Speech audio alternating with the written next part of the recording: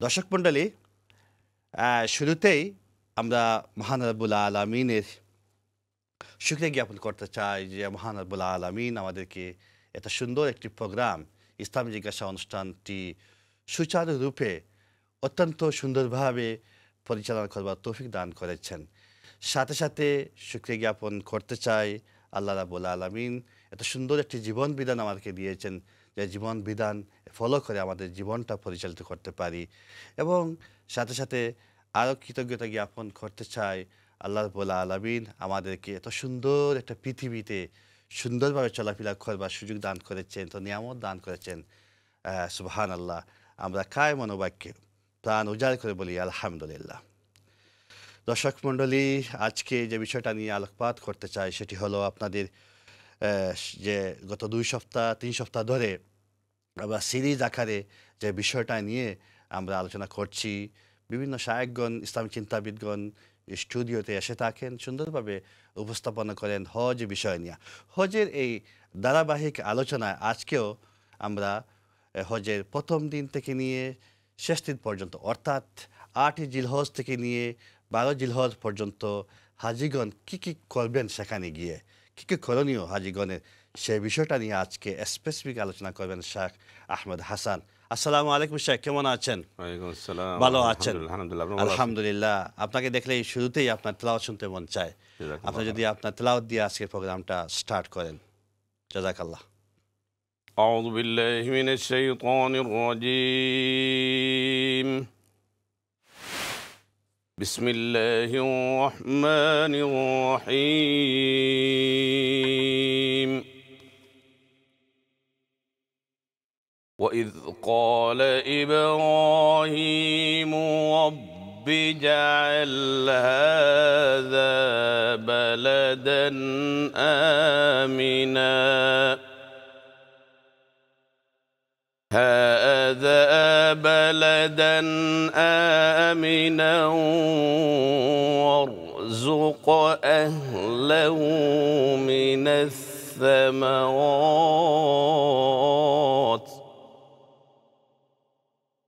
وارزق أهله من الثمرات من آمن منهم بالله واليوم الآخر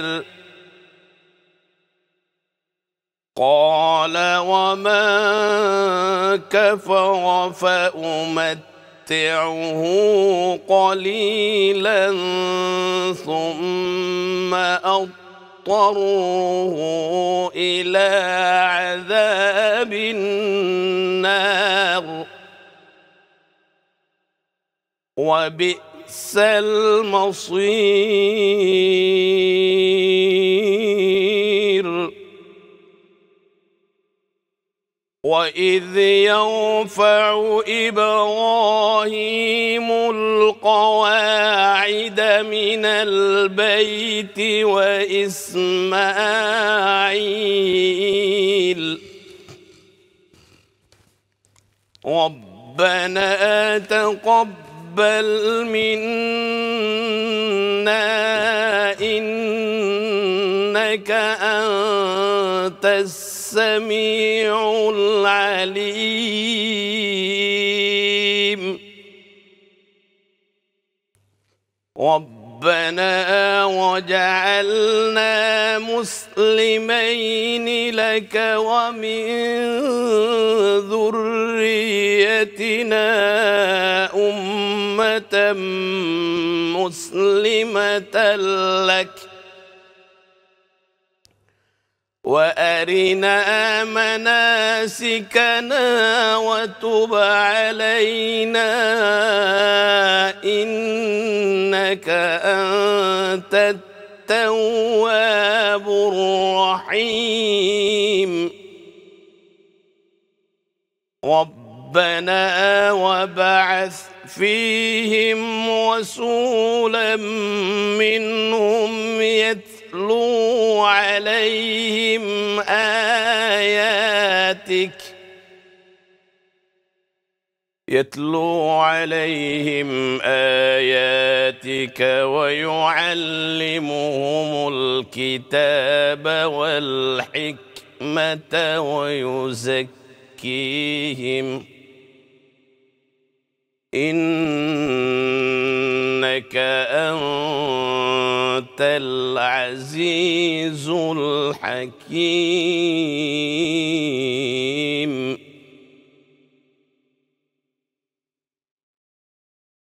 ربنا وابعث فيهم رسولا منهم يتلو عليهم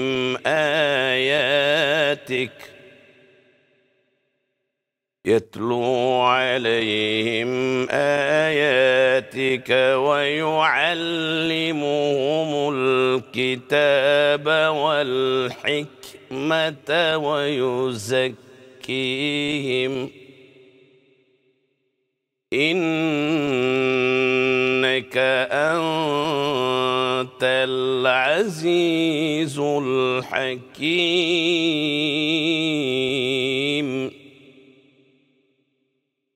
بسم الله الرحمن الرحيم إن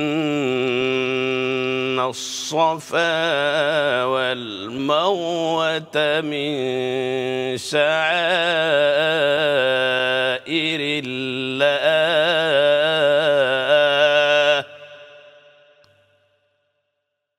فمن حج البيت أو اعتمر فلا جناح عليه أن يطوف بهما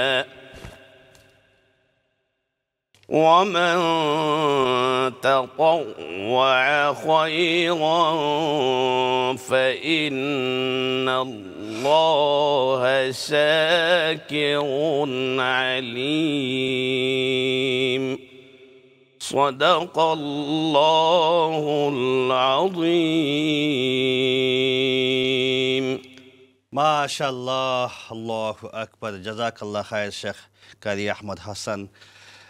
শেখ কারি আহমদ হাসান আন্তর্জাতিক অ্যাওয়ার্ড প্রাপ্তকারী এবং বিভিন্ন বিভিন্ন প্রতিষ্ঠানের সাথে জড়িত মিডিয়া ব্যক্তিত্ব শেখ কারি আহমদ হাসান, যার তুলনা, যার কথা বলতে গেলে অনেক সময়ের ব্যাপার। সেজন্য আপনারা এক নামে যাকে চিনেন কারি আহমদ হাসান নামেই আমরা সবসময় সম্বোধন করতে পারি ইনশাআল্লাহ। ধন্যবাদ শেখকে এত সুন্দর তেলাওয়াত করবার জন্যে। দর্শক মণ্ডলী, আপনাদেরকে আমরা আলোচনায় যাওয়ার আগে আরেকটি কথা স্মরণ করে দিতে চাই। সেটি হলো, আপনারা জানেন বাংলাদেশের ঘূর্ণিঝড় রিমাল খুব ভয়াবহভাবে বিভিন্ন প্রান্তে, বাংলাদেশের অলিতে গলিতে, প্রান্তে প্রান্তে আঘাত হেনেছে। আমরা সবসময় তাদের জন্য দোয়া করি, যারা আক্রান্ত হয়েছেন, যারা ঘূর্ণিঝড়ের আবহে যারা আক্রমণের শিকার, ঘর বাড়ি চলে গেছে, অনেকের চিহ্নহারা, অনেক বাড়িহারা, অনেকেই খাওয়া দাওয়ার প্রবলেম, অনেক সমস্যার সম্মুখীন হয়ে আছেন আমাদের বাংলাদেশের ভাই বোনেরা। আপনাদের জন্য দোয়া করি এবং আপনাদের জন্য ইনশাআল্লাহ বিভিন্ন প্রান্ত থেকে, বিভিন্ন জায়গা থেকে সাহায্য এইডগুলো আসতেছে। যারা অত্যন্ত নিডি পিপল আছেন তাদের জন্য বিভিন্ন জায়গাতে এইড যাচ্ছে ইনশাআল্লাহ।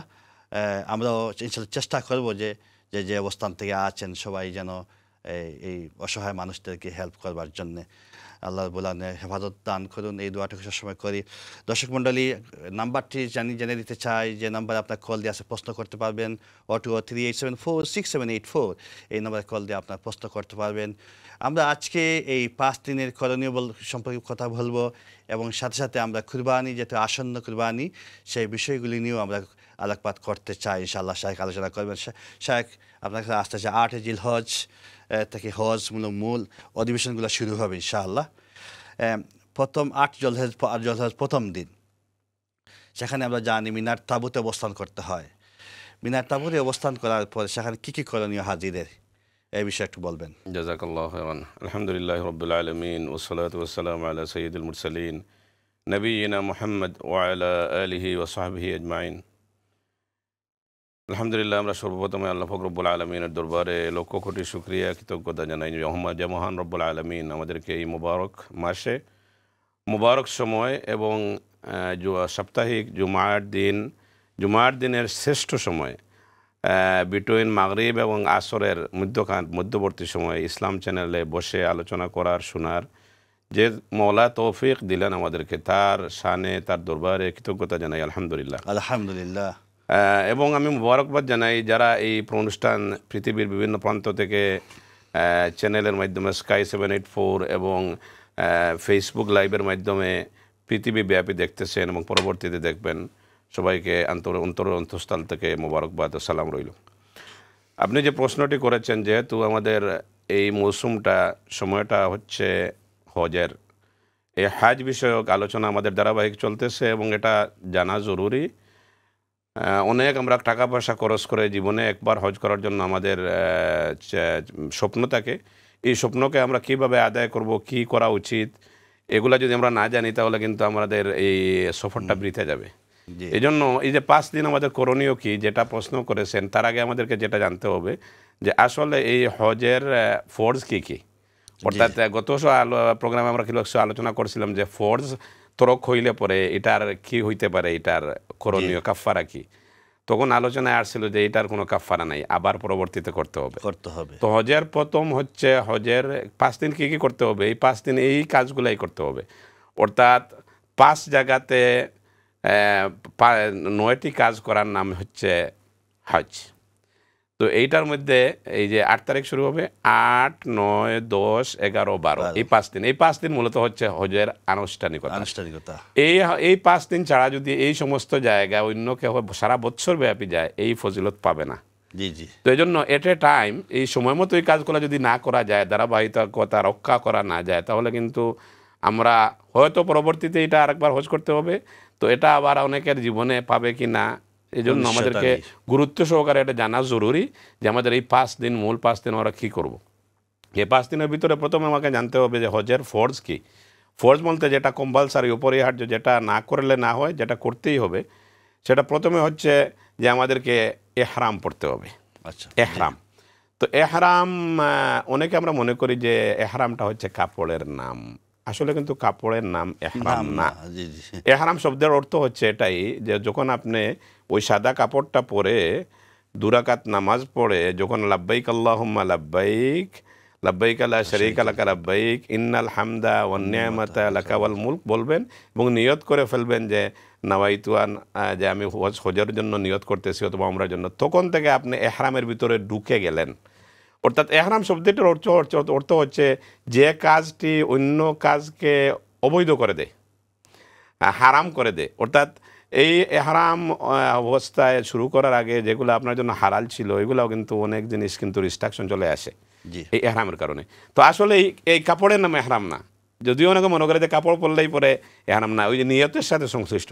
এই জন্য আমরা দেখতে পাই, আমরা যারা লন্ডন থেকে যাই বা বিভিন্ন কানাডা থেকে, আমেরিকা থেকে যাই, আমরা প্লেনে যেহেতু উড়োজাহাজে যে জায়গার সংকীর্ণতা থাকে, এহরামের কাপড় পরতে গেলে সমস্যা হয়ে যায়। এই জন্য অনেকে গড় থেকে কিন্তু পরে আসে, অনেকে আবার এয়ারপোর্ট থেকে পরে যায়। কিন্তু নিয়তটা করে ওই যখন মেকাতটা ক্রস করে সময় তারা অ্যানাউন্স করে যে এখন আমরা কিছুক্ষণের মধ্যে মেকাত অতিক্রম করব, তখন কিন্তু নিয়ত করতে হবে। তো এই প্রথম হচ্ছে এই যে এহরাম করা হচ্ছে ফরজ, মানে এহরামে যে নিয়তটা কাপড় পরার সাথে তো আছেই। দ্বিতীয় হচ্ছে এই যে তোয়াফ করা। এহরামের সাথে এহরাম পরলেন, তারপর আপনি তোয়াফ করলেন, তোয়াফের ময়দানে তোয়াফে জিয়ারা করলেন, এটা একটা লাস্টে। আর একটা হচ্ছে আরাফাতের ময়দানে অবস্থান করা। হজের বেলা এই 3টা হচ্ছে ফরজ। প্রথমটা হচ্ছে এহরাম, দ্বিতীয় হচ্ছে এই যে আরাফাতের ময়দানে অবস্থান করা, আর লাস্টে হচ্ছে তোয়াফে জিয়ারা। তোয়াফে জিয়ারাটা হচ্ছে ওই যে 5 দিনের কাজ শেষ করার পর যখন লাস্ট যে তোয়াফটা করা হয়, এটাকে তোয়াফে জিয়ারা বলে। তো এই 3টা হচ্ছে ফরজ। এই 3টা থেকে যদি একটা বাদ পড়ে যায় তাহলে কিন্তু আপনার হজ হচ্ছে না। আর 6টা হচ্ছে ওয়াজিব। এই 6টাকে যদি কোনো কারণে যদি উল্টাপাল্টা হয়ে যায়, তাহলে এটা যদি দম দেওয়া হয়, অর্থাৎ পেনাল্টি যেটাকে বলে, আমরা যদি একটা উট মানে একটা ছাগল দম দিয়ে দেই, দমে শুকুর না, এটা দম দিয়ে দেই পেনাল্টি হিসাবে, তাহলে ওই ওই যে সহসুদ্ধার মতো এটা আর কি কাবার হয়ে যায়, কিন্তু ফরজ যদি ছুটে যায় তাহলে কিন্তু কিছু করা যাবে না। তো 5 দিনের যে কার্যক্রম, 5 দিনের কার্যক্রম হচ্ছে 8 তারিখ যেতে হবে আমাদেরকে মিনাতে। মিনাতে যখন যাবেন তখন 8 তারিখে যাওয়া হয় না, সাধারণত তারা করে কি 7 তারিখে রাতে নিয়ে যায়, কারণ এত মানুষের এট এ টাইম একসাথে ডিসিপ্লিন করার জন্য ওরা সময় সাপেক্ষ ব্যাপার, শত শত হাজার হাজার গাড়ি থাকে, এই জন্য তারা 7 তারিখ আপনাকে বলবে যে হোটেলে যেখানে থাকেন এখান থেকেই আপনাকে ওই হজের নিয়তে আপনাকে ওই কিন্তু মিকাতে যেতে হবে না, ওই ঘরের মধ্যে থেকে যেখানে থাকবেন বা হোটেলে থাকবেন ওখান থেকে এহরাম করে ফেলবেন হজের নিয়তে। এহরাম পরে আপনাকে যখন বলবে তারা রাত্রে আপনাকে নিয়ে যাবে, ওইটা 7 তারিখে হইতে পারে, আবার 8 তারিখ সকালে হইতে পারে, আপনাকে মিনাতে নিয়ে যাবে। মিনাতে থাকলেন, ওই সময় এখানে আল্লাহ বিল্লাহ করবেন, তাবুতে থাকবেন, আল্লাহ বিল্লাহ করবেন, এখানে দোয়া কবুলের জায়গা, বিভিন্ন আলোচনা হয়, শেখরা তাকে তিলাওয়াত করবেন। কিন্তু আমরা করি কি ওই বিভিন্ন গ্রুপ নিয়ে যাই, বন্ধু বান্ধব আত্মীয় স্বজন নিয়ে যাই এবং সবাই দেখি আড্ডা মাড্ডা দিতে থাকে, যেটা আসলে কিন্তু খুবই দুর্ভাগ্যের লক্ষণ আমি বলবো। আমি গেলাম আমার জীবনের অতি গুরুত্বপূর্ণ কিছু সময়, আমি ওখানে যাই আড্ডাবাজি করলাম, ঘোরাঘুরি করলাম, এটা এইভাবে আমরা সময়টাকে আমরা নষ্ট করব না। যদি আপনার ভাল লাগে না, আপনি শুয়ে থাকেন, তাহলেও কিন্তু আপনার গুনাহ হবে না। অ্যাটলিস্ট এই জায়গায় যাইয়া যেভাবে আপনি ফজিলত হচ্ছে ঠিক এইভাবে উল্টা করলে কিন্তু ঠিক এইভাবে গুনাহ হচ্ছে, এটা আমাদেরকে খেয়াল রাখতে হবে। তো আমরা এইভাবে 8 তারিখ কাটাবো। 9 তারিখ সকালে ফজরের পর থেকে আমাদের মুআল্লিমের যে বাসগুলো আছে এই বাসগুলো বলবে কখন আরফার দিকে যাবে, আরফার দিকে যাবে। এটাই হচ্ছে হজের মূল বেটা। হ্যাঁ, কারণ ওই যে আল হাজ্জু আল আরাফা, হাদিসের মধ্যে বলা হয়েছে যে হজটাই হচ্ছে আরাফার ময়দানে অবস্থান করা। এই আরাফা শব্দের অর্থ হচ্ছে মিলন কেন্দ্র। তো এটা মিলন কেন্দ্র 2 জিনিসের কারণে বলা হয়েছে। একটা হচ্ছে যখন আদম আলাইহিস সালাম এবং হাওয়া আলাইহিস সালাম যখন তারা বিচ্ছিন্ন হয়ে গেছিলেন, পৃথিবীতে যখন আল্লাহ পাক রব্বানা প্রেরণ করে ফেলছিলেন তাদেরকে, তখন তারা মিলিত হয়েছিল কিন্তু দোয়া করার পর যে রব্বানা যালামনা আনফুসানা ওয়া ইল্লাম তাগফির লানা ওয়া তারহামনা লানাকুনান্না মিনাল খাসিরিন। এই আদম আলাইহিস সালাম যখন জান্নাত থেকে আল্লাহ পাক রব্বুল আলামিন পৃথিবীতে প্রেরণ করেছিলেন, তখন উনি, আমরা ইতিহাসের মধ্যে পাই, উনাকে সিংহল দ্বীপ, বর্তমানে যেটা শ্রীলঙ্কা, ওখানে উনাকে অবতরণ করছিলেন, নামানো হয়েছিল। আর হাওয়া আলাইহিস সালামকে উনি যেহেতু মহিলা মানুষ, উনাকে জিদ্দাতে প্রেরণ করা হয়েছিল। এজন্য জিদ্দার আরেকটি নাম হচ্ছে আমাদের সবার মার শহর হচ্ছে জিদ্দা। এজন্য জিদ্দাতে মার হাওয়ার খবরও আছে আলহামদুলিল্লাহ। তো এই তাদের মধ্যে যখন বিচ্ছিন্ন হয়ে গেল, তখন তারা কাঁদতে থাকলো, কাঁদতে আল্লাহ পাক রব্বুল আলমিনের কাছে আল্লাহ পাক রব্বুল আলমিন তার দোয়া কবুল করলেন এবং বললেন, ঠিক আছে, তোমাদেরকে ক্ষমা করে দিলাম, কিন্তু তোমরা এখন থেকে পৃথিবীতে থাকবে এবং তোমাদের সন্তানাদি যারা আসবে কিয়ামত পর্যন্ত তারা আখিরাতের ফাতেও তারা সংগ্রহ করবে এবং তোমাদের আসল ঠিকানা হচ্ছে জান্নাত। অর্থাৎ আমরা আসছি জান্নাত থেকে, মধ্যখানে আমরা ট্রানজিটের মধ্যে আছি এই পৃথিবীতে। এখানে আমরা কিছু যে জীবনের শেষ নাই, অনন্তকাল আমাদেরকে খবরে থাকতে হবে, আখিরাতে থাকতে হবে। এই জীবনের পাতেও সংগ্রহ করার জন্য আমরা এখানে কিছু সময়ের জন্য আসি মুসাফির হিসাবে। কিন্তু আমরা এদিকে না বক্ষেপ করে করি কি, আমরা এখানে এত বিল্ডিং, এত পৃথিবীর প্রতি এত বেশি মায়া মহব্বত, এত ব্যবসা বাণিজ্য, এত কিছু করে ফেলি, মনে হয় যে এই পৃথিবী ছেড়ে কোনো দিন আমি যাব না। কিন্তু যে কোনো সময় যে কোনো মুহূর্তে আমাদেরকে চলে যেতে হবে। এই জন্য আমাদের আসল যে কাজটা হচ্ছে, আমরা ঘুমাবো, খাবো, ব্যবসা করব, এগুলো সব হবে এই জন্য যে আখিরাতের কাজ যাতে করতে পারি। ঘুমাবো ইবাদত করার জন্য, খাবো ইবাদত করার জন্য, ব্যবসা করব যাতে চুরি না করতে হয়, আমার জীবনকে আমি হালাল পথে চালাইতে পারি, সবগুলো মুমিনের ইবাদত হবে। তো এইভাবে জিদ্দা থেকে হাওয়া আলাইহিস সালামকে জিদ্দাতে ছাড়া হয়েছিল। তো উনি কাঁদতে এখানে কিন্তু বিরাট একটা খুব লক্ষণীয় ব্যাপার হচ্ছে, যদিও অন্যদিকে যাচ্ছে, কিন্তু আমি মনে করতেছি এটা বলা প্রয়োজন, যে এই যে স্বর্ণটা মহিলারা পরে, এটা কোথার থেকে আসলো? এবং এইটার কারণ হচ্ছে যখন হাওয়া আলাইহিস সালামকে প্রেরণ করা হয়েছে জিদ্দাতে, উনি জান্নাত থেকে, এবং আদম আলাইহিস সালামকে সিংহল দ্বীপে, তো উনি ঘুরতে উনি কাঁদতে আসছে জিদ্দার দিকে, আরাফাতের দিকে। আর হাওয়া আলাইহিস সালাম উনি কাঁদতে উনিও আল্লাহর হুকুমে গেছে এই আরাফার ময়দানের দিকে। কিন্তু যে জায়গার মধ্যে হাওয়া আলাইহিস সালাম যে চকুর পানিটা ফেলেছিল, এই সমস্ত জায়গার মাটির নিচে কিন্তু স্বর্ণ হয়ে গেছে, আল্লাহ পাক রব্বুল আলামিন স্বর্ণ বানিয়ে দিয়েছে। এজন্য এই যে স্বর্ণের উৎপত্তিটা আমি বলতেছি আর কি, এজন্য দেখবেন ওই যে মহিলাদের জন্য স্বর্ণটা জায়েজ করা হয়েছে, এবং স্বর্ণের প্রতি মহিলাদের একটা আকর্ষণ আছে। পুরুষের জন্য কিন্তু স্বর্ণ পরা কিন্তু হারাম, কারণ ওইটা ওই যে মা হাওয়ার চক্ষু থেকে এটা তৈরি হয়েছে। জি জি জি। এই জন্য এটা মহিলাদের জন্য জায়েজ। তো পরে আমার ওইদিকে স্বর্ণের ইতিহাসটা বললে তারপর আমি চলে আসতে যে আরাফার অর্থ হচ্ছে মিলস্থান। তো আদম আলাইহিস সালাম এবং হাওয়া আলাইহিস সালামকে এখানে আল্লাহ পাক রব্বুল আলামিন মিলিত করেছিলেন, এই জন্য একটা হলো আরাফা নামকরণ। দ্বিতীয় নামকরণ হচ্ছে মুফাসসিরিন একরাম বলতেছেন এই যে পৃথিবীর বিভিন্ন মানুষ। এখানে এটা সম্পর্কে একটা প্রশ্ন আপনাকে করে ফেলি, যেহেতু মহিলাদের গহনার ব্যাপারে আপনি বলছেন।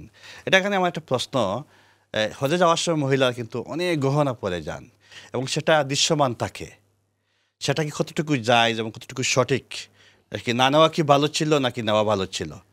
না, আমার এটা তো সজের বেলা না, আমি হজের বেলায় দেখা যায় সব সময় যে গহনা তারপর সাজসজ্জা মহিলাদের জন্য, এটা তো তার স্বামীর জন্য হবে এবং এটা ঘরের ভিতরে হবে। কিন্তু আমরা দেখতে পাই নর্মালি করে কি আমাদের মা বোনরা ভিতরে যে কোনো ভাবে থাকে হ্যান ভাবে, আর বাইরে যাওয়ার সময় কিন্তু পুরাপুরি ফিটফাট একেবারে লিপস্টিক লাগাইয়া। তো ওইটা আসলে ঠিক না, কারণ ওই যে প্রদর্শনী হয়ে যাচ্ছে এবং এই যে আমাদের এই প্রদর্শনের কারণে যদি অন্য পুরুষ আকৃষ্ট হয় তাহলে কিন্তু আমি গুনাহগার হচ্ছি, কারণ আমি তাকে ওই দিকে খারাপের দিকে আহ্বান করতেছি। এই জন্য শুধু হজের বেলা না, সবসময় আমাদেরকে এটা খেয়াল রাখতে হবে যে আমরা এমন কিছু পরবো না। বোরকা নামে আমরা কিছু জিনিস আমরা উদ্ভট করা হয়েছে যে এমন ডিজাইন ফ্যাশনেবল বোরকা আর কি, যে তাকার জন্য না সেও তাকাবে, তাহলে এটা বোরকা হইল না। বরং বোরকা এমন হবে, আরবিরা পরে দেখবেন যে যারা মুত্তাকি আরবি, হ্যাঁ ডিলা ডালা হবে, ডুলা ডালা হবে, ভিতরে কতটুকু মহিলার সাইজ কি লম্বা কত এগুলো বোঝা যাবে না। এটা হচ্ছে বোরকার আসল উদ্দেশ্য। যেমন করে হযরত মা ফাতিমা রাদিয়াল্লাহু আনহা, যিনি হবেন জান্নাতে মহিলাদের সর্দারিনী, এই মা ফাতিমা রাদিয়াল্লাহু আনহা যখন ইন্তেকালের সময় আসলো তখন উনি ওসিয়ত করে গেছিলেন ওনার স্বামীকে হযরত আলী রাদিয়াল্লাহু আনহুকে, যে আমার ইন্তেকালের পর আমাকে রাতে দাফন করবা। রাতে দাফন করবা কেন বলে গেছেন? যে যাতে করে মানুষ এটা না বুঝতে পারে যে জনাব রসুল করিম সাল্লাল্লাহু আলাইহি সাল্লামের মেয়ে জান্নাতের সর্দারিনী মা ফাতিমার বডির সাইজ এরকম ছিল, উনি এতটুকু মোটা ছিল, এতটুকু কাটো ছিল, এটা যাতে মানুষ না বুঝতে পারে এই জন্য আমাকে রাতে দাফন করবা।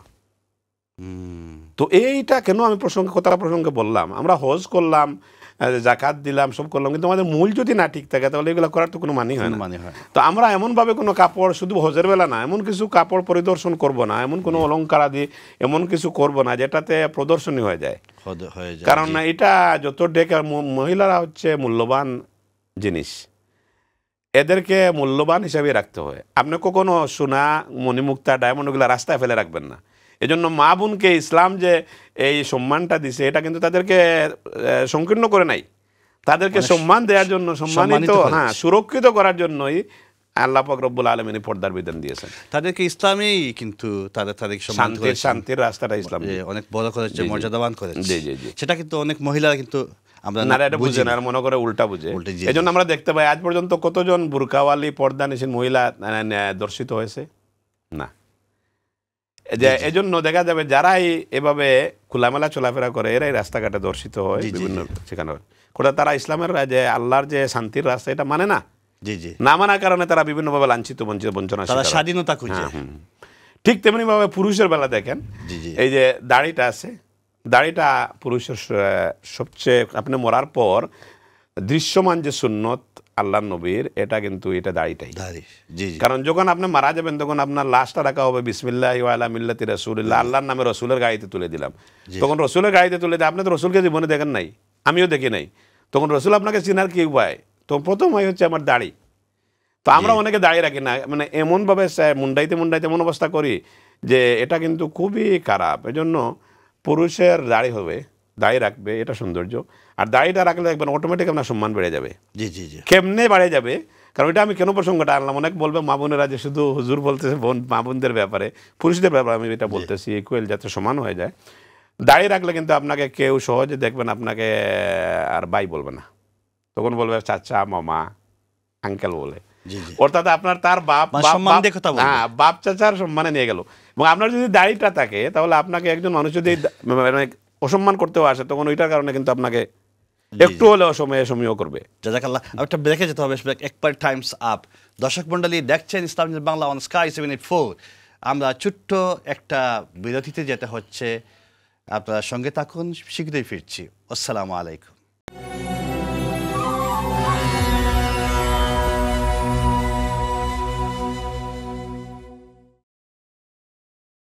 রাহমাতুল্লাহি ওয়া বারাকাতুহু।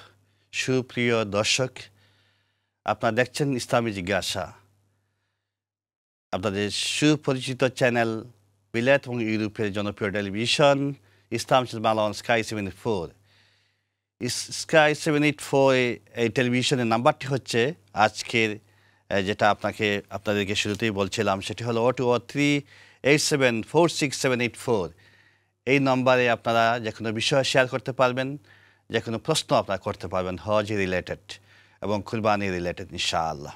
দর্শক মণ্ডলী, হজ মুমিনকে আল্লাহর সান্নিধ্যে যেমনি পৌঁছে দেয়, তেমনি আত্মিক উন্নয়নে একটি গুরুত্বপূর্ণ ভূমিকা পালন করে। আমরা সেই হজটাকে আমরা এইভাবেই যদি অনুভূতিময় করে ফেলি, এভাবে যদি হৃদয়ের গহীনে যদি আমরা স্থান করে ভালো করে যদি হজ করতে পারি, তখনই আল্লাহর খুব কাছাকাছি আমরা যেতে পারবো, আত্মিক উন্নয়নটা আমরা করতে পারবো ইনশাআল্লাহ। হজে যাব, আমরা যারা হজে যাব না তাদের জন্য কী করণীয়, সেই বিষয়টা নিয়ে আজকে আমরা আলোচনা করছি। 8ই জিলহজ থেকে 12ই জিলহজ পর্যন্ত হাজিদের কী কী করণীয়, সেই বিষয়টা নিয়েই শেখ কারি আহমদ হাসান বক্তব্য রাখছেন, আলোচনা করছেন। ইনশাআল্লাহ আপনারা নিশ্চয়ই উপভোগ করছেন। শেখ, প্রশ্ন আপনার বাকি অংশ শুনতে চাই। পাশাপাশি আপনি বলছিলেন 9 জিলহজ আপনার মূলত হজের দ্বিতীয় দিন আরাফাতের অবস্থান, সেটা আরাফা অবস্থানটা কিন্তু ফরজ। তারপরে আমরা দিবাগত রাতে আমরা মুজদালিফায় যাব। আরাফার ময়দানে আমাদের করণীয় কি, এখানে কি করণীয়, হাজিদের কি করণীয়, সেটা যদি আপনি স্পেসিফিকলি আমাদেরকে বলেন। জি, আলহামদুলিল্লাহ, সবাইকে বিরতির পর আবার ওয়েলকাম জানাচ্ছি, মোবারকবাদ জানাচ্ছি। আমরা আলোচনায় ছিলাম যে এই 5 দিন আমরা কিভাবে কি করব। তো আরাফার ময়দানটাতে আরাফা নামকরণ হয়েছে প্রথমত আদম আলাইহিস সালাম এবং মা হাওয়াকে মিলিত হওয়ার কারণে। দ্বিতীয় হচ্ছে এই যে আমাদের মহামিলন ঘটে, সবার দুনিয়ার বিভিন্ন প্রান্ত থেকে মুসলমানরা আসে, এই জন্যই আরাফার ময়দান। তো আরাফার ময়দানে সকালে নিয়ে যাবে, এখানে বিভিন্ন তাঁবুতে রাখা হবে, সারাদিন আপনাদেরকে ওখানে পড়াশোনা করতে হবে এবং কাঁদতে হবে, দোয়া করতে হবে। আমরা দেখতে পাই যে ওই দিন এত বেশি, বিশেষ করে যখন আসরের পর মাগরিব ডুবে যাবে সূর্য, এই অবস্থায় যদি আকাশের দিকে তাকিয়ে দোয়া করতে থাকে, তাহলে এই দোয়া কিন্তু বৃথা যায় না, আরাফার ময়দানের দোয়া। এমনকি আমরা দেখতে পাই কিতাবে যে ওই দিন যদি কোনো মানুষ মনে করে যে আল্লাহ পাক রব্বুল আলামিন আমাকে ক্ষমা করে নাই, হয়তো আমি এমন মিস্টেক করছি, তাহলে কিন্তু এর মতো হতভাগা আর পৃথিবীতে নাই। এটার অর্থ হচ্ছে এটাই যে আপনি এমনভাবে খাটবেন, এমনভাবে আল্লাহর কাছে নিজকে সারেন্ডার করবেন, এমনভাবে অনুতপ্ত হবেন যাতে আপনার মনই সাক্ষী দিয়ে যে আল্লাহ পাক রব্বুল আলামিন আমাকে ক্ষমা করে দিয়েছেন। কিন্তু এখানে কথা আছে, হকুল ইবাদ যেটা, এটা কিন্তু আল্লাহ ক্ষমা করবে না। হকুল ইবাদ মানে আপনার কাছে একজন 5 কোটি টাকা পাবে, ওইটা এখানে কাঁদলে কিন্তু আল্লাহ পাপ করে দিলে ওই 5 কোটি টাকা কে দেবে? পরে কিন্তু শুধু টাকার বেলা না, আপনি মুখ দিয়ে কাউকে এই যে কষ্ট দিয়েছেন, কাউকে গালি দিয়েছেন, কারো বদনাম করেছেন, কাউকে অপমানিত করেছেন, এইভাবে যদি আপনার এরকম কোনো মানুষকে কষ্ট দিয়ে থাকেন, এটাও কিন্তু আল্লাহ ক্ষমা করবে না যতক্ষণ না উনি ক্ষমা করছে। এই জন্য আমরা দেখতে পাই যারা হজে যায়, উমরা যায়, যাওয়ার আগে ওরা স্ট্যাটাস দেয়, বর্তমানে তো স্ট্যাটাস পাই দিচ্ছে, কিন্তু এর আগে কিন্তু সবাই ক্ষমা চেয়ে নিত যে আমি আল্লাহর বাড়ি যাচ্ছি, যদি জানিয়ে কোনো ভুল ত্রুটি করে। তার মানে আপনি বলতে স্ট্যাটাসটা ঠিক আছে তোমার দেওয়া যাওয়ার আগে, স্ট্যাটাস যদি আপনি দেন ফেসবুকে এবং হোয়াটসঅ্যাপের মাধ্যমে, এটা তো আধুনিক। এটা কি এরিয়া হলো না যে আমি হজে যাচ্ছি, মানুষ জানলো না? না না না না, সেটা তো রিয়া আমি উবরা যাচ্ছি সবাই দেখুক, এটা কি মানে যদি না এখানে রিয়া প্রদর্শন হয় না?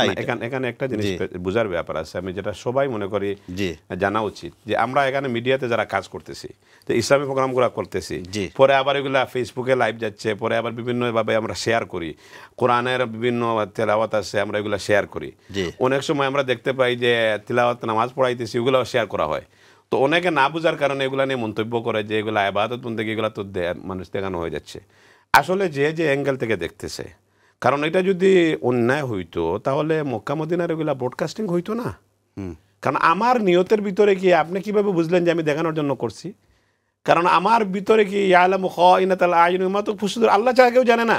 আমি এটা ক্লারিফাই করি আপনাকে, আপনি যে বিষয়টা বলতেছি, মদিনার যে লাইভ যেটা হচ্ছে, তারাবি নামাজে মশকার হচ্ছে, সেটা কিন্তু ডিফারেন্ট ম্যাটার। এটা তো মানে মানুষ বিভিন্ন দেশ থেকে এখানে শুনতে পারে, ডিফারেন্ট ব্যাপার না। কিন্তু আমরা কি করি, এটা ট্র্যাডিশন করে ফেলছি যে আমরা স্ট্যাটাস দিয়ে আমরা হজে যাচ্ছি, হলে মানে সবসময় মানে না, না, এটা সেটাই আমি ক্লিয়ার করতে চাইতেছি। আচ্ছা, এখন যে জি। কোনো ইবাদত বন্দেগী করতে হলে ওইটা যে দিছে সে কোন নিয়তে দিছে সে জানে ভালো।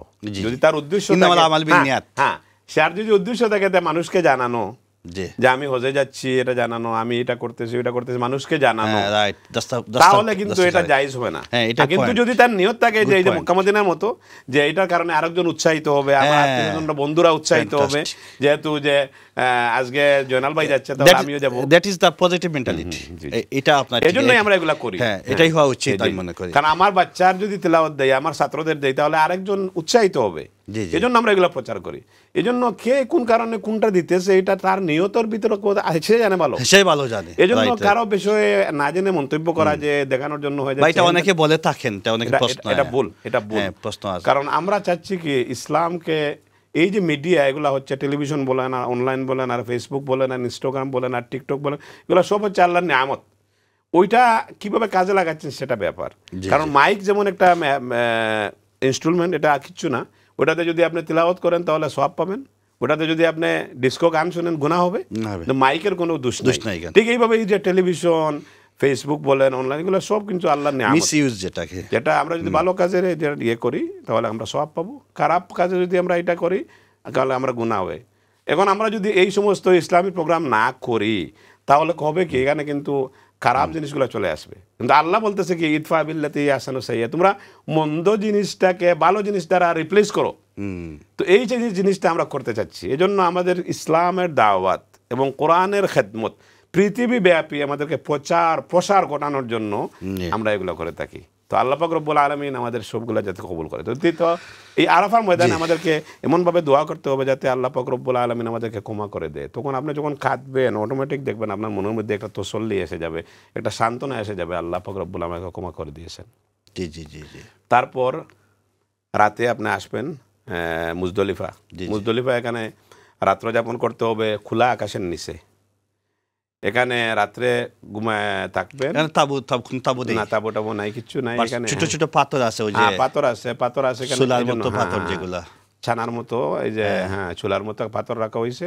এখান থেকে পাথর উঠাইতে হবে, কারণ পরবর্তী দিন আপনাকে পাথর মারতে হবে শয়তানকে। কয়টি পাথর উঠাতে হবে? হ্যাঁ, এখান থেকে কিন্তু 49টা পাথর লাগে বা 70টি তো না, এগুলো এক্সট্রা নেওয়া হয়, কারণ অনেক সময় যদি মিসিং হয়ে যায় এজন্য অনেকে এক্সট্রা নেয়। জি, জি। তো 49টা পাথর লাগে, কিন্তু আপনাকে নিতে হবে একটু এক্সট্রা, যাতে যদি মিসিং। কিন্তু সেখানকার যে থাকার যে ব্যবস্থাটা দেখলাম, তাবু নেই, শুধু সবাই মানে মাটির মতো ফ্লোরের মধ্যে মানে শুয়ে থাকার ব্যবস্থা করে রাখা হয়েছে। এটা মানে কোনো এফেক্ট না, না, এখানে স্বাস্থ্যের কোনো এফেক্ট হবে না? না, না, এখানে একটা ব্যাপার আছে, এই যে বিভিন্ন হজে যে আনুষ্ঠানিকতা, এটা কিন্তু সৌদি সরকার বানায় নাই।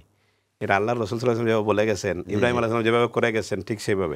তো এখানে কিন্তু যেভাবে আল্লাহ রসুল থাকছেন, উনি কিন্তু ওই সময় কিন্তু টেন্ট ওইগুলা ছিল, কাপড় চোপড় ছিল, উনি করেন নাই। কিন্তু এই যে জায়গাটা ওয়াদি মুহাসসার, যেটাকে আমরা মুজদলিফা যেখানে আমরা অবস্থান করি রাত্রে, ওই জায়গাতে যখন এই যে আব্রাহা বাদশাহ যখন আসছিল আল্লাহর গড় ধ্বংস করার জন্য, নাউজুবিল্লাহ মিন যালিক, তখন ওই জায়গায় তার উপরে কিন্তু পাথর নিক্ষেপ করা হয়েছিল। এই জন্য এই জায়গাকে আপনি অভিশপ্ত জায়গা বলা যায়, কারণ এখানে আল্লাহর গজব নাজিল হয়েছিল। এই জন্য এখানে আমরা থাকবো, থেকে দেখবেন এখানে এত আরামের ঘুম লাগে, সুবহানাল্লাহ। 5 স্টার হোটেলে, আমি আমার অভিজ্ঞতা থেকে বলতেছি যে 5 স্টার হোটেলে এত আরাম ঘুম লাগে না, কারণ পুরা দিন ক্লান্তি, কাটাকাটি করছেন, আগের রাতেও ভালো করে মিনাতে ঘুমান নাই, তখন আপনি কি মাটিতে শুইছেন না পাথরের উপরে শুইছেন না কোথায় বুঝা যায় না, অটোমেটিক চলে আসে। তখন এইখানে রাত্রে আমাদেরকে কি করতে হবে, এখানে পাশে কিন্তু মসজিদ আছে, মসজিদ মাশারিল হারাম এটাকে বলা হয়। এখানে আপনি যতটুকু পারা যায় মসজিদের পাশে থাকবেন এবং পাথর কুড়াবেন, রাত্র কাটাবেন, ফজর নামাজ পড়বেন, পরের দিন মিনাতে চলে যাবেন। ওই দিনকার আপনার কাজ হচ্ছে অনেক কাজ। এদিন প্রথম কাজ হচ্ছে আপনাকে পাথর মারতে হবে বড় শয়তানকে, পাথর মেরে আপনাকে আসতে হবে, এসে কুরবানি দিতে হবে। কুরবানি দেওয়ার 2টা সিস্টেম কিন্তু এখানে। মিনাতে যে ইসমাইল আলাইহিস সালামকে কুরবানি দেওয়া হয়েছিল, ওই জায়গাটা কিন্তু এখনও আছে, ওই জায়গাতে পাহাড়ের ওই মিনার এক পাশ দিয়ে ওই কোনার মধ্যে করা হয়। এখানে গিয়ে আমাদের যে হাজির সাহেবরা যায়, এদের জন্য কষ্টকর, বিরাট কষ্টকর, কারণ এই লাইনে দাঁড়িয়ে আর এত দূর হেঁটে এত গরমের মধ্যে সম্ভব না, মানুষ স্ট্রোক করে মারা যাবে। এই জন্য আমি অনেককে বলি যে এই যে ব্যাংকে যে এটা জমা নেয়, এই টাকাটা, এটা কিন্তু সৌদি আরবে কিন্তু প্রতারণার সুযোগ নেই। আপনি যখন ব্যাংকে আপনারা বলবে যে আমি কুরবানির এত নাম দেবো, তো তারা বলবে দুম্বা হইলে কত, ছাগল হইলে কত, এভাবে দিয়ে দেবে এবং আপনাকে একটা টাইম দিয়ে দেবে যে কোন সময় আপনি মাথা কামাবেন, কারণ কুরবানি ছাড়া তো আপনি হালাল হইতে পারতেছেন না। জি জি জি জি। তো এই জন্য আপনাকে টাইম দিয়ে দেবে। টাইম কি তার সাথে সাথে অনলাইনে এগুলোর সাথে সাথে স্লোটারিং হয়ে যায়, কোরবানি হয়ে যায়, আপনাকে টাইম দিয়ে দেবে। পরে আপনি একটু যদি টাইম দিয়ে 10টায়, আপনি 11টায় একটু সতর্কতা হিসেবে আর একটু পরে আপনি মাথা কামে ফেলুন, নর্মাল কাপড় ফেলে ফেলুন, এই তো এসবগুলো হ্যাঁ। ওয়াজিব। তখন আপনি কি করবেন, পরে আপনার তৃতীয় কাজ হচ্ছে এই যে তোয়াফে জিয়ারা, যেটা ফরজের 2টা শেষ হয়ে গেল, একটা হলো এহরাম, দ্বিতীয়টা হচ্ছে আরফা, সেটাও শেষ, তৃতীয় যে ফরজটা রয়েছে বাকি সেটা হচ্ছে এই যে কারণ 3টা কাজ না, মানে প্রথমে করতে হবে আপনাকে কি এখানে আছে কি পাতা 7টা পাতা নিক্ষেপ না করতে না হবে। না, এই তো বললাম তো, হ্যাঁ, এখানে আর শয়তানকে দমে পাথর মারতে শুকুর, হবে যেটা না, এদিন কাজ বেশি। প্রথমে মুজদলিফা থেকে যাবেন, শয়তানকে পাথর মারবেন, কুরবানি করবেন, আর পরবর্তীটা হচ্ছে এই যে তোয়াফে জিয়ারা। তোয়াফে জিয়ারাটা হচ্ছে এই যে ওই দিন সাথে সাথে বাইতুল্লাহতে চলে যাবেন, ইহরাম খোলা, যে এহরাম খোলা অবস্থায়। জি, যখন আপনি কুরবানি করে ফেলবেন তখন আপনি নর্মাল কাপড় ফেলে ফেলতে পারবেন। জি জি। তখন আপনি যাবেন, গিয়ে একটা জিয়ারত করতে হবে, জিয়ারত করে তারপর আপনার হজ মেইন ফোর্স শেষ হয়ে গেল। এখন বাকি থাকলো ওয়াজিবের মধ্যে 6টা যে ওয়াজিব আছে। জি। এই যে ওয়াজিবের মধ্যে আমরা একটা হচ্ছে কুরবানি করা, একটা হচ্ছে মুজদলিফাতে অবস্থান করা, 2টা গেল, তৃতীয়টা হচ্ছে এই যে শয়তানকে পাথর মারা, তারপরে চতুর্থ হচ্ছে এই যে সাই, আমরা যেটা করি সাফা মারবা, আমি যে তিলাওয়াতটা করলাম ইন্না সাফা মারওয়াতা মিন শাআইরিল্লাহ। তো এইভাবে 6টা হচ্ছে ওয়াজিব। বা তারপরে মাথা মুন্ডানো। তো মাথা মুন্ডানোর ব্যাপারে এখানে কিন্তু যখন তোয়াফে জিয়ারা করে ফেলবেন, করার পর যারা মহিলারা আছে তারা এতটুকু 1 ইঞ্চি পরিমাণ যদি তার চুলের ঊর্ধ্বভাগ থেকে কেটে ফেলে তাহলে তার জন্য হয়ে যাবে, মহিলাদের বেলা। পুরুষদের বেলা এটা না, পুরুষদের বেলা 2টা অপশন, একটা হচ্ছে মুহাল্লিকিন আর রুউসাকুম মুকাসসিরিন লা তাখাফুন, যেটা হচ্ছে আল্লাহর রাসূল যারা মাথা মুন্ডাইছে উমরা করার পর অথবা হজ করার পর মাথা পুরাটা কামিয়ে ফেলেছে, তাদের জন্য 3বার দোয়া করছে রহমতের জন্য। আর যারা এই যে মুকাসসিরিন, যারা খাটো করে কাটে, তাদের জন্য 1বার দোয়া করা হয়েছে। তো আমি প্রেফার করি, যেহেতু আমরা লাভের জন্য গেছি, তাহলে যদি আমি 3বার আল্লাহ রসুল দোয়া পাইতে চাই তাহলে তো মাথা কামানোটা ভালো। ভালো। নাম্বার 2 হচ্ছে এত গরমের মধ্যে এমনি চুল থাকলে মনে হয় পাহাড় এমনিতে, এই জন্য এইগুলা সবগুলার পিছনে কিন্তু বৈজ্ঞানিক যুক্তিও আছে। বেশিরভাগ হাজিরা এইগুলাই করে থাকে, এটাই করে থাকে, কামানোই ভালো। তো আমি বলি কি, যখন আপনি যাবেন প্রথমে উমরা করতে হবে, তো উমরা করে তারপর হজ করবেন। তো উমরাতে আপনি প্রথমে, আমি বলি কি, প্রথমে ছোট করে ফেলেন, আর যখন হজের পরে যখন কাটবেন তখন মুন্ডায় ফেলেন, তাহলে সবগুলোর উপর আমল হইতেছে। প্রথমটাতে আপনার এই যে ছোট করা কাটো করার এই দোয়াটা পাইতেছেন, আর শেষেরটাতে ফাইনালটাতে আপনি ওই যে পুরা খামাইতেছেন। হ্যাঁ, আর মেয়েদের বেলা কিন্তু তাদের ওই যে শুধু সামান্য কাটলেই হবে। হ্যাঁ, কিন্তু ওই যে আরেকটা ব্যাপার আছে, ওই যে এহরামের ব্যাপারে সবাইকে বলবো যে 2 সেট করে এহরাম নিয়ে যাবেন, 2 বা 3 সেট। কারণ এহরাম অবস্থায় আপনি চাইলে বিভিন্ন জায়গায় গোসল করতে পারবেন, জায়গায় বিভিন্ন বাথরুমে যদি একটা এহরাম খুলে আবার আরেকটা এহরাম পরেন, যেমন আমরা কাপড় পরিধান করি, কোনো অসুবিধা নেই, আবার নিয়ত করতে হবে না, আবার নামাজও পড়তে হবে না। এজন্য আমার যে কোনো সময় আমার কাপড়ের মধ্যে ময়লা লেগে যেতে পারে, আমার যে কোনো সময় এটার মধ্যে গামের কারণে দুর্গন্ধ, অনেক মানুষ আছে বেশি গামে শরীর তার হয়ে যেতে পারে। এই জন্য 2 সেট 3 সেট যদি এক্সট্রা নেওয়া যায়, তাহলে যে কোনো সময় বাথরুমের মধ্যে যেয়ে আপনি ওইটা খুলে ভালো করে গোসল করে শাওয়ার করে আবার ওটা পরে ফেলতে পারতেছেন, কোনো নিয়ত আলাদা লাগতেছে না, কিছু লাগতেছে না। মহিলাদের এহরাম তো তাদের আলাদা কাপড় লাগে না, কিন্তু তাদের যে এই কাপড় চোপড় এগুলো ডুলা ডালা হতে হবে, এবং তারা ওই যে গত প্রোগ্রামে যেটা আপনি প্রশ্ন করেছিলেন যে পর্দার ব্যাপারে, এহরাম অবস্থায় কিন্তু পুরুষরা মাথা কোনো রূপে ব্যবহার করতে পারবে না, এবং মহিলারা কিন্তু মুখ ডাকতে পারবে না, কিন্তু পর্দার বিধান কিন্তু রহিত হয়ে যাবে না। এই জন্য বলছিলাম যে যেগুলা ক্যাপ পাওয়া যায় সামনে দিয়ে একটু, ওইটার মধ্যে আমরা একটু লটকানো পাওয়া যায়, এরকম করে আমরা যদি দেখে রাখি তাহলে আমাদের পর্দাটাও মেনটেন হয়ে গেল।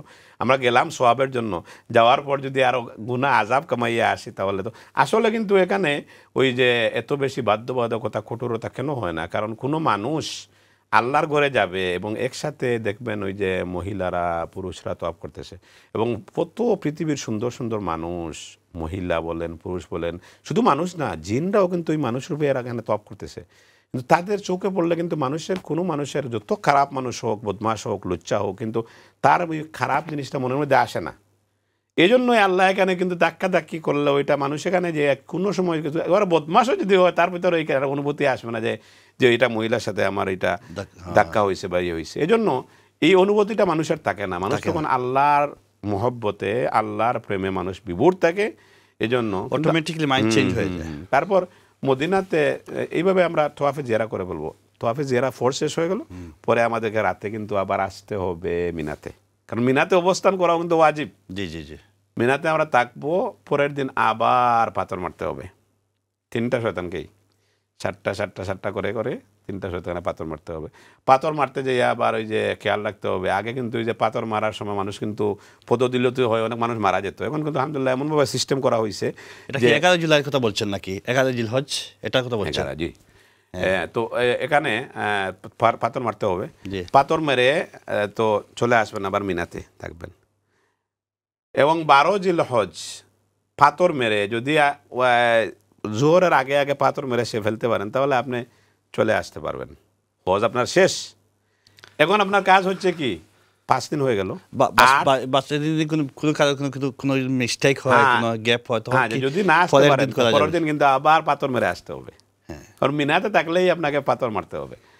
এখন হচ্ছে এই যদি কোনো কারণে অনেকে করে কি, ওই যে দমে শুক্রিয়া যেটা বললেন, অনেকে করে কি যে আমার হয়তো অজান্তে কোনো ভুল ত্রুটি হয়ে যেতে পারে, তাহলে আমি দমে শুক্রিয়া হিসাবে একটা দুম্বা পেনাল্টি দিয়ে দেই। এটা বিজ্ঞ ওলামা একরাম যারা আছেন এটাকে প্রেফার করেন না, এই জন্য যে যেহেতু আমি জানি আমি মিস্টেক আমার জানা মতো হয় নাই, তাহলে কেন আমি এটা করতে যাব? কারণ আপনি নামাজ পড়তেছেন, আপনারা জানেন কোনো সহসুদ্ধার কাজ করেন না, আপনার সহসুদ্ধা দেবেন কেন? এটা তো কনফার্ম হয়ে করছেন না, উনি তো সন্দেহজনক। হ্যাঁ, এই জন্য এটা করা যাবে না। যতক্ষণ না আপনি কনফার্ম হয়েছেন যে আপনার কোনো ওয়াজিব ছুটে গেছে, ততক্ষণ পর্যন্ত দম করা যাবে না। আচ্ছা, নাম্বার তারপর তো গেল এখানে।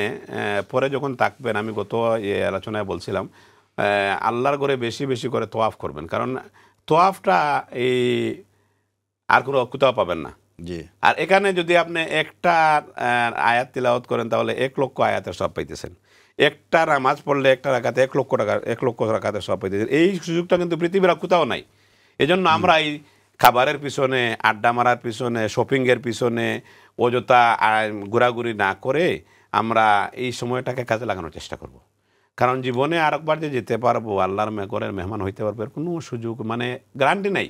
এই জন্য প্রতিটা মুহূর্ত আমরা কাজে লাগাবো। এভাবে করে আমরা নিজকে যখন আমরা ফিরে নিয়ে আসতে পারবো, তখন এদের ব্যাপারে আল্লাহর রাসূল সাল্লাল্লাহু আলাইহি ওয়াসাল্লাম বলতেছেন, মান হাজ্জা লিল্লাহি, যে আল্লাহর জন্য হজ করলো, ওয়ালাম ইয়ারফাস ওয়ালাম ইয়াফসুক, এবং সেখানে যে কোনো জোগাজাটি করলো না, কোনো গুনার কাজ করলো না, নিজকে এগুলার থেকে ভালো অবস্থায় রাখলো, রাজা ইয়াউমিন ওয়ালাদাতহু উম্মুহু, এমনভাবে সে যেমন ফিরলো যে আজকেই সে তার মাতৃগর্ভ থেকে বাচ্চার মতো ফিরলো। এটার জন্য ওই যে শর্ত প্রযোজ্য, আমাকে এমনভাবে কাজগুলো করতে হবে যাতে করে আমি নিজেই বুঝতে পারি যে আল্লাহ আমাকে ক্ষমা করে দিয়েছে। আশা রাখতে হবে। কিন্তু আমি আমি আমার 5 স্টারের নিয়ে আমি ব্যস্ত থাকলাম, আমি আমার খাবার কী হবে মেনু, আমি কোথায় ম্যাকডোনাল্ডস পাওয়া যায়, কোথায় আলবাইক পাওয়া যায়, কোথায় সৌদি আরবে কিন্তু খুব মশহুর একটা ফাস্টফুড হচ্ছে আলবাইক। ওখানকার KFCর মতো মানুষ লাইনে দাঁড়িয়ে থাকে। তো ওখানে যে অনেকে আলবাইক খুঁজতে থাকে, অনেকে আবার ওই যে বিরিয়ানি খুঁজতে থাকে, ওখানে আবার বোয়াল মাছ কোথায় ভালো পাওয়া যায়, সরষা ইলিশ কোথায় পাওয়া যায়, তারপর যে ওই আমার জামাইয়ের জন্য কী নিব, মেয়ের জন্য কী নিব, তারপর পুত্রবধূর জন্য কী নিব, ওর জন্য মেয়ের জন্য স্বর্ণ নিতে হবে, এগুলা নিয়ে মানুষ ব্যস্ত হয়ে পড়ে শপিংয়ের জন্য। এখানে একটা বিষয় আমি আপনাকে শেয়ার করি, আপনি এই যে আপনি পাথর মারার যে বিষয়টা বলছেন, 11 জিলহজ ছোট শয়তান, মেজর শয়তান, বড় শয়তানকে পাথর মারতে হয় 7টি করে, ঠিক না? এবং সেম ওয়েতে 12 জিলহজ সেই কাজটাই করতে হবে। তার কারণটা কি?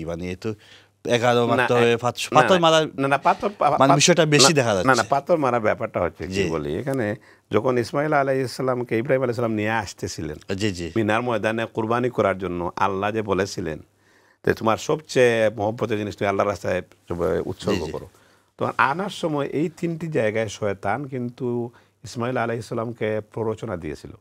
যে এই ইসমাইল তুমি কোথায় চলতেছো, তোমার বাবা তো তোমাকে একটু পরে জবাই দেবে। তো উনি তো নবী হবেন এবং উনার তো এইভাবে উনি নিজেই আগে বলছেন যে আব্বা, যে যদি ফানজুর মাজা তারা কাল আইয়া আবাতি ফাল মা তো উমার, যে হ্যাঁ যদি আব্বা যেটা যেটা আপনি স্বপ্নে দেখছেন এটা আপনি করুন। উনি তো আপনার আমার ইমানের মতো ইমান নিয়ে করেন নাই। তারপরে শয়তান চাইছে উনাকে বিভ্রান্ত করে, যাতে ওই 3টা জায়গায় শয়তান কিন্তু উনাকে ওয়াসওয়াসা দিয়েছে। এই 3টা জায়গা থেকে হযরত জিবরাইল আলাইহিস সালাম আমাদের নবীর জামানায় চিহ্নিত করে দিয়েছেন। তখন থেকে এখানে চিহ্ন দেয়া আছে। তো শয়তান আমাদেরকে হচ্ছে ইন্না শাইতানা কানা লিল ইনসান আদুউম মুবিন, প্রকাশ্য শত্রু।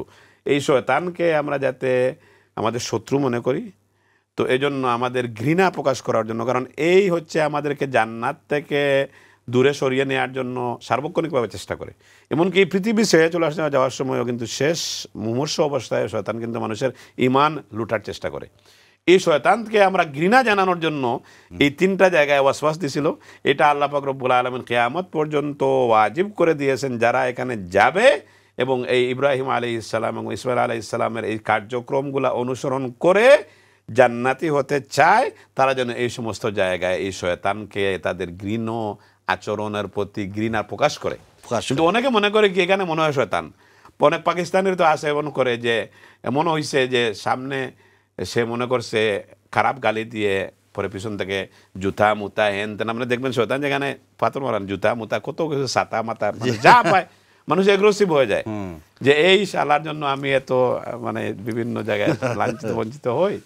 তখন এটা এরকম হওয়া, এটা একটা প্রতীকী জিনিস। এখানে কিন্তু শয়তান তো নাই, শয়তান ওই জায়গায় দিছিল, ওইটাকে আমরা ঘৃণা প্রকাশ করার জন্য আমরা এটা করবো। কিন্তু অনেকে করে কি, এটা আমি দেখছি আমার অভিজ্ঞতা থেকে, যে লম্বা মানুষ আছে ওরা সামনে যায়, কারণ লম্বা মানুষ যে তার তো লম্বা শক্তিও বেশি, তো সে সামনে গেছে, আবার ওই দিন কিন্তু মাথা কামানো, তো মাথা কামানো অবস্থা গেছে, পিছনে যারা আছে খাটো এরা তো ওই সামনের যে আছে ওকে মনে করতেছে শয়তান, এই যে উঁচু মানুষটা, তখন পিছন থেকে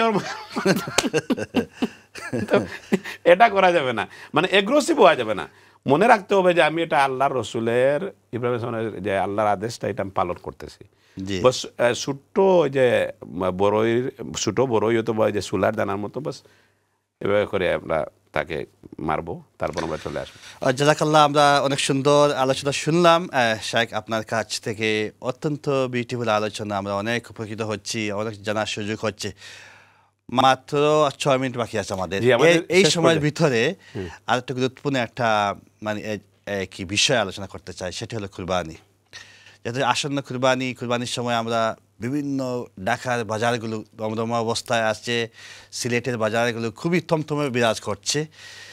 বিভিন্ন গরুর বিভিন্ন নাম দেওয়া হয়েছে, কেউ কোনো গরুর নাম বুলবুলি, কোনো আসমান, কোনো মানে জাদ খানও আছে, তো এইভাবে নামে মানে বেনামে সব কিছু সয়লাভ বাংলাদেশের বাজারগুলো।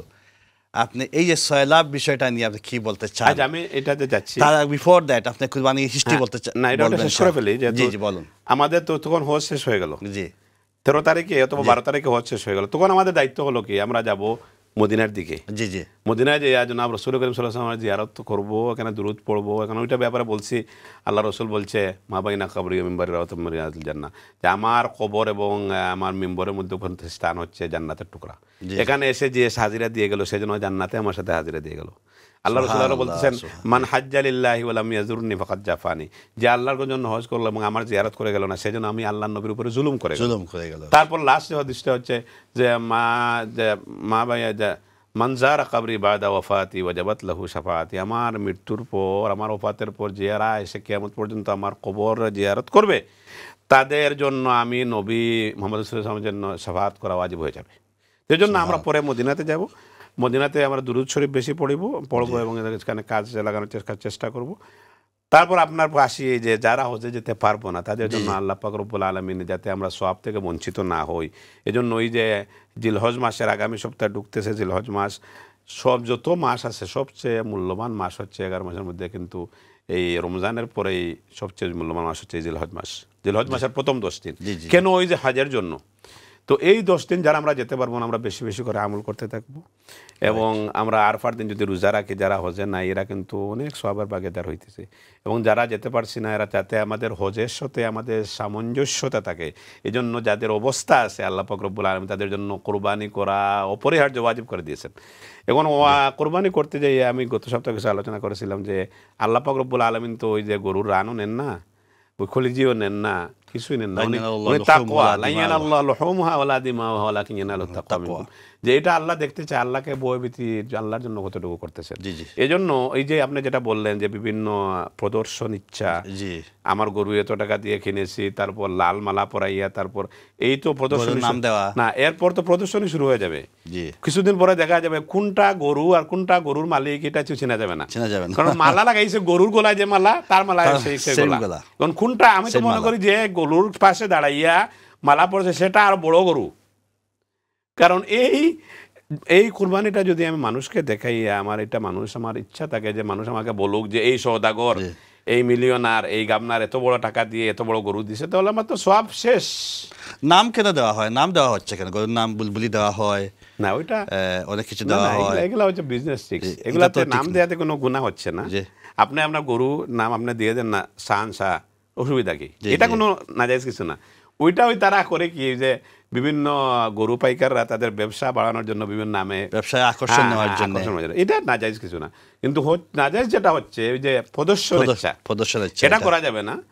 এবং অনেকে করে কি ওই যে কিনছে 1 লক্ষ টাকা দিয়ে, এখন জিজ্ঞেস করলে বলে আমি তো 1.5 লক্ষ টাকা দিয়ে কিনছি। এই গেল একটা। আরেকটা ব্যাপার আমরা কিভাবে নষ্ট করি, যে আল্লাহর নামে কোরবানি দেবেন, ওটা যদি ছোটখাটো হয়, সুন্দর হয়, সেটাই যথেষ্ট। ওটা বড় হতে হবে তা কোনো কথা নয়। তখন সুন্দর হওয়া বাঞ্ছনীয়। এবং যদি 5,000 টাকা বেশি হয়, এটা আক্ষেপ করার কিছু নাই। আল্লাহর নামে দেবো, আরে ভাই আমার ফ্রিজেই তো রাখতেছি আমি, ওইটাতে একটু বেশি গেলে অসুবিধা কি? অনেকে আছে সে একটা গরু কিনছে 1 লক্ষ টাকা দিয়ে, তো তার পরের দিন আরেকজন কিনছে, তার ভাই বা তার আত্মীয়, ওইটা সে 80,000 টাকা দিয়ে সমান গরু কিনে ফেলছে। তো এখন আক্ষেপ করতে করতে আরে আমি তো টোকা খেয়ে গেলাম, এরকম করা যাবে না। কারণ এগুলো আপনার কোরবানি কবুলিয়তের ব্যাপারে প্রতিবন্ধকতা সৃষ্টি করে। যেহেতু আপনি আল্লাহর নামে দিবেন, ওইটা যেটা হয়েছে সেটাতেই আপনি মেনে নেবেন এবং দেখবেন যাতে সুন্দর হয় এবং যাতে আল্লাহর জন্য হয়। এবং গরিব গুরবা এটা 3 ভাগে বিভক্ত করবেন। একটা ভাগ রাখবেন আপনার জন্য, আত্মীয়স্বজনের জন্য, একটা গরিব মিসকিনদের জন্য, আর একটা তো আপনি নিজে খাবেন, একটা আত্মীয়স্বজনের জন্য। এইভাবে করা ভালো। যদি না করে নিতে সেই সুযোগ নেই, আপনি সারা খাইলেও কোনো অসুবিধা নেই, কিন্তু নিয়ত থাকতে হবে আল্লাহকে রাজি খুশি করা। শাক, আনফর্চুনেটলি আপনার অনেক সুন্দর সুন্দর আলোচনা, আমরা সময় তো এলাও করছে না, শেষ করতে হচ্ছে। আগামী অনুষ্ঠানে আমরা বাকি অংশ দেখবো ইনশাআল্লাহ। ততক্ষণ আপনার আলোচনার জন্য আপনাকে অনেক অনেক ধন্যবাদ। আমরা এখনই শেষ করতে হচ্ছে। দর্শক মণ্ডলী, টাইমস আপ, সময় শেষ হয়ে গেল, প্রোগ্রামটা এখনই শেষ করতে হবে। আপনাদেরকে দাওয়াত জানাচ্ছি আগামী প্রোগ্রামের। এবং আজকে শাক যে আলোচনা করলেন, অত্যন্ত গুরুত্বপূর্ণ আলোচনা, ইম্পর্টেন্ট, সেখান থেকে যেটা ইম্পর্টেন্ট উনি বলছিলেন যে হজের 5 দিনে কী করণীয়, এখানে গিয়ে কী করতে হবে। তারপরে বলছিলেন কুরবানির ব্যাপারে, সেখানে প্রদর্শনের ছাড় বিষয়টাও এসছে। আমরা কুরবানি খুব কেয়ারফুলি দেই এবং তাজা ভালো একটি গরু, কম পয়সা হোক সমস্যা নেই, সুস্থ ভালো একটা গরু হয়। আমরা আল্লাহর দিকে চেয়ে তাকওয়া মনের ভিতরে রেখে আমরা আল্লাহর রাস্তায় কুরবানি দেবো ইনশাআল্লাহ। আপনার রক্ত, আপনার কোনো কিছু কি হবে না, শুধু অ্যাকসেপ্ট হবে আল্লাহর কাছে তাকওয়া। সেই কারণেই সব কিছু বুঝে শুনে ইসলামের সেই নিয়মগুলো মেনে আমরা কুরবানি দেব, হজ করব। জাযাকুমুল্লাহ খায়রান। আপনারা যেখানে থাকুন ভালো থাকুন, সুস্থ থাকুন। আসসালামু আলাইকুম ওয়া রাহমাতুল্লাহি ওয়া বারাকাতুহু।